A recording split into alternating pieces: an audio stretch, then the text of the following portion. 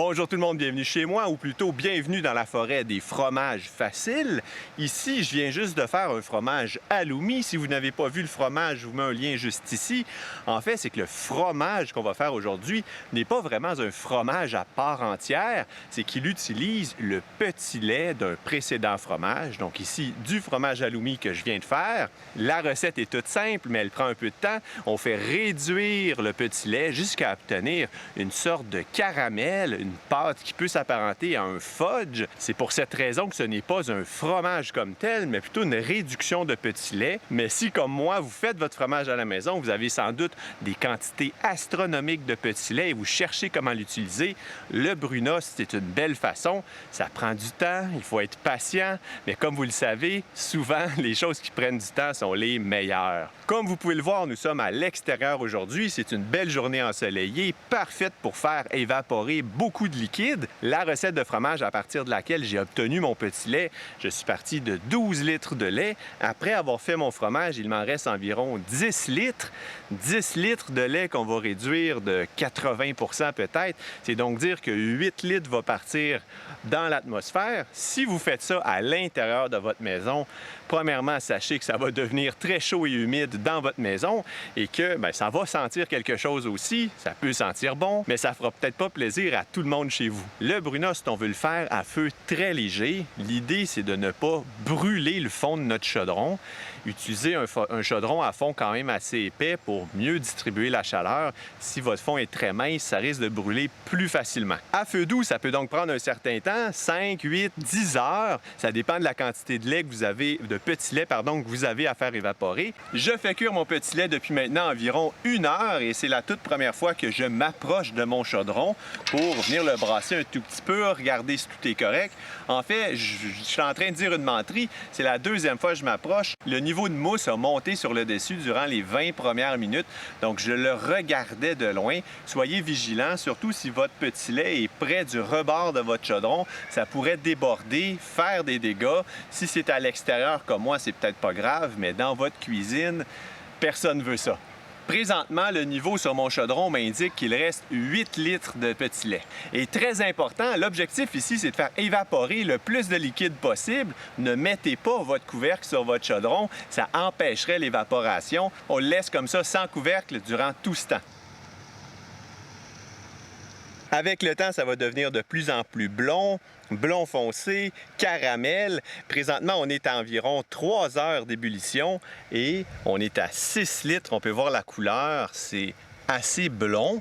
À partir d'ici, on commence vraiment à avoir plus de grumeaux. Le son que fait le petit lait à ébullition est différent. Il faut dire que ça fait longtemps que je suis à côté, donc j'ai appris à connaître mon petit lait. C'est devenu mon ami. Et ici, vraiment, on commence à avoir des grumeaux, mais on voit encore qu'il y a encore du liquide. On ne veut pas tout à fait cette consistance-là. On va chauffer encore un peu.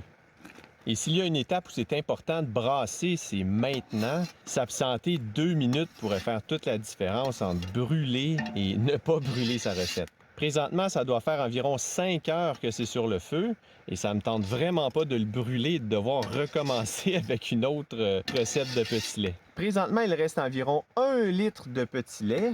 Environ à cette étape-ci, je vous dirais, vous pourriez décider d'ajouter de la crème à la recette, bien l'incorporer et la faire réduire encore un petit peu. Ça donnera un résultat qui est plus crémeux. De mon côté, je veux voir la vraie nature du petit lait réduit, alors je vais continuer avec uniquement le petit lait. On est très près du but recherché, on a presque plus de liquide. Je dirais qu'encore 5 minutes puis on va être rendu. La couleur se transforme à vue d'œil, c'est devenu de plus en plus brun, caramélisé. C'est presque plus rouge. J'ai l'impression que je vais le brûler bientôt. Alors, je vais être très attentif. Alors ici, c'est devenu de plus en plus brun. Je vais arrêter ici. Il reste encore un peu de chaleur dans mon petit lait. Il va continuer à évaporer un petit peu. J'aurais peur de le brûler si je continue plus loin. J'ai coupé le feu et je ne fais que brasser. En ramenant tout simplement la cuillère comme ça par en arrière, on voit que le chemin ne se referme pas immédiatement. La prochaine étape va consister à le déplacer dans un moule qui sera beurré ou huilé. Dans mon cas, je vais utiliser de l'huile en vaporisateur.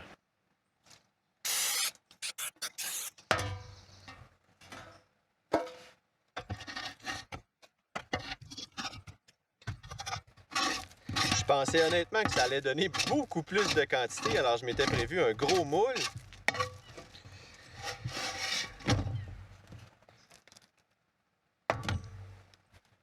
Je vais essayer de lui donner une certaine forme. Et une fois uniformément réparti, je vais graisser le dessous d'un autre moule identique, le placer au même endroit, essayer d'avoir une forme qui est un peu plus uniforme. Et je vais le placer au réfrigérateur normal de notre cuisine à 4 degrés Celsius pour la nuit. Nous sommes quelques jours plus tard, je n'ai pas eu le temps de démouler le brunost qu'on a fait dans la forêt. Je démoule ça maintenant sous vos yeux. Allons-y, démoulons. Je ne sais pas pourquoi, mais avec les moules, j'ai toujours beaucoup de difficultés à les démouler. J'ai mis de l'huile, on va voir si ça va bien fonctionner. Oui, allô, est-ce que quelqu'un? Oh!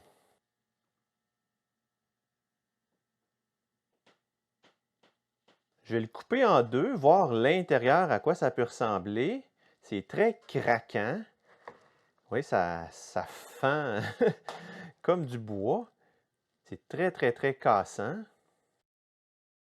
Je vais essayer d'utiliser ce racloir pour en faire une tranche. Je ne sais pas si ça va fonctionner.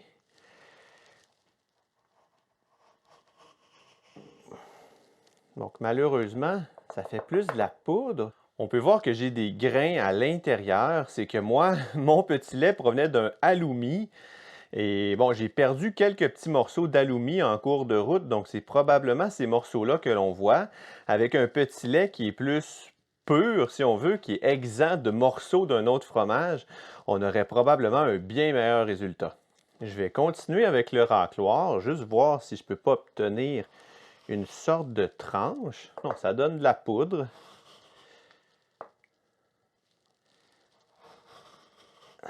Vraiment de la poudre. C'est pas inutilisable, mais disons que dans le brunost plus traditionnel, j'aurais eu une longue tranche, un rouleau pratiquement, que j'aurais pu étendre sur un pain, par exemple, et le manger comme ça. En poudre, de cette façon, bon, on va le goûter, on va voir qu'est-ce que ça goûte, puis essayer de lui trouver des applications. Mais chose certaine, le brunost, dans les recettes plus traditionnelles que j'ai vues, se consomme sur un pain avec de la confiture. Donc, je vais essayer ça. Et bon, j'ai pas vraiment de tranche, alors je vais le saupoudrer. Ça peut pas être mauvais. Vous avez vu un peu la texture, c'est beaucoup plus granuleux que ce à quoi je m'attendais.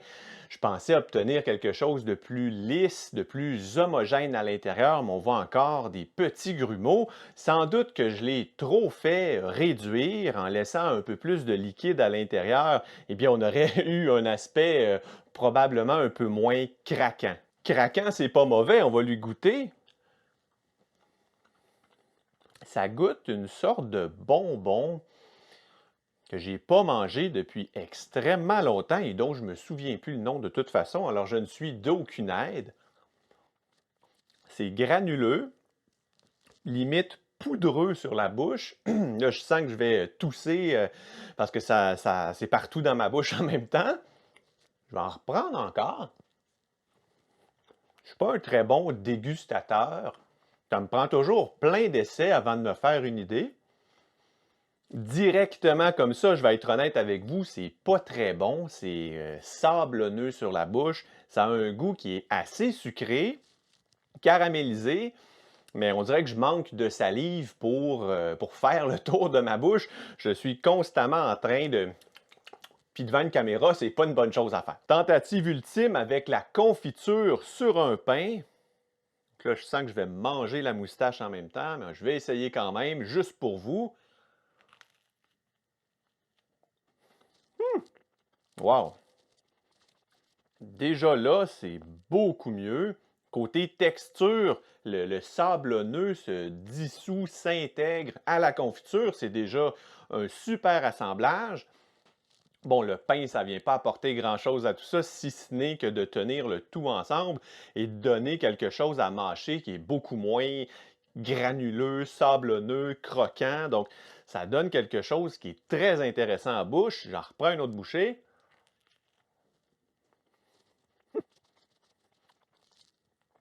J'en ai vraiment beaucoup. Vous avez vu, ça n'en prend pas beaucoup pour mettre sur un pain, mais c'est quelque chose que je vais apprécier au cours des prochaines semaines. Puis beaucoup de semaines, j'ai l'impression, parce que j'en mets pas beaucoup sur un pain.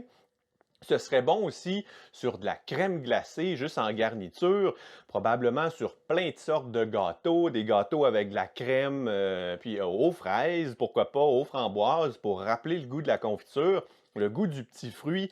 Avec ça, ça se marie vraiment bien ensemble.